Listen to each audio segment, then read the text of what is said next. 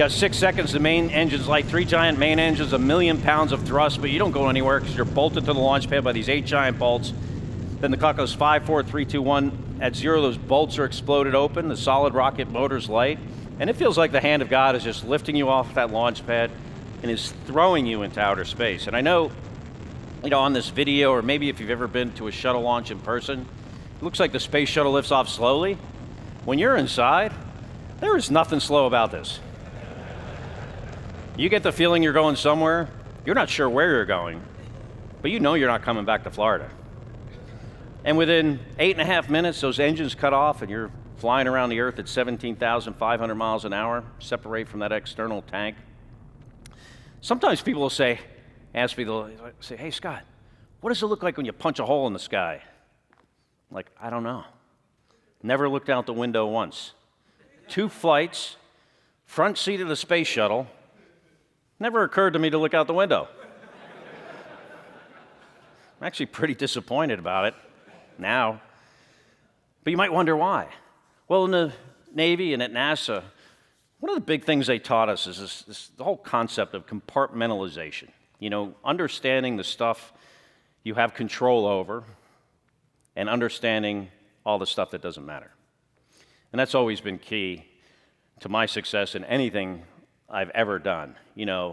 Don't sweat the small stuff. Don't sweat the stuff you can't control. Focus on the stuff that's right here, right in front of you, that you can control. And in your industry, there's probably a lot of stuff, of course, you can control, but the economy, government regulation, what your competitors may or may not be doing, those kind of things that you can't control are not worth your time and energy.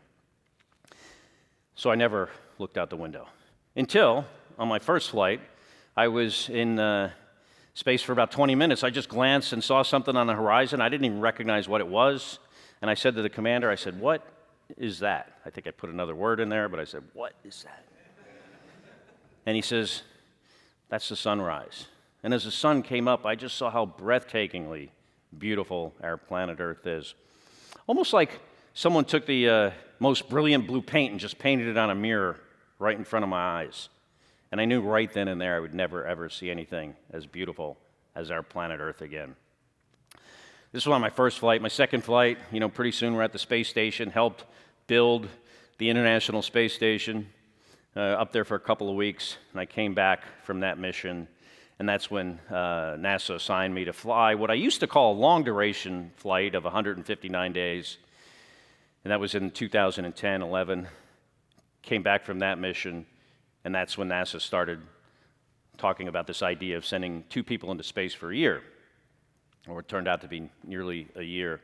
And somehow they came up with me, the kid who couldn't do his homework, but they were going to send us to live on the space station for a year because someday we want to go to Mars, and Mars is really far away. It's going to be really hard to get there. It'd take 200 days. You'll have to live on the surface for 500 days, 200 days to get back. And when we're in space for a long time, bad things happen to our physiology. We lose bone mass at 1% a month, muscle mass at the same rate. If you didn't do any exercise to stop it, after 100 months, you'd have no skeleton left. Be like Gumby, maybe.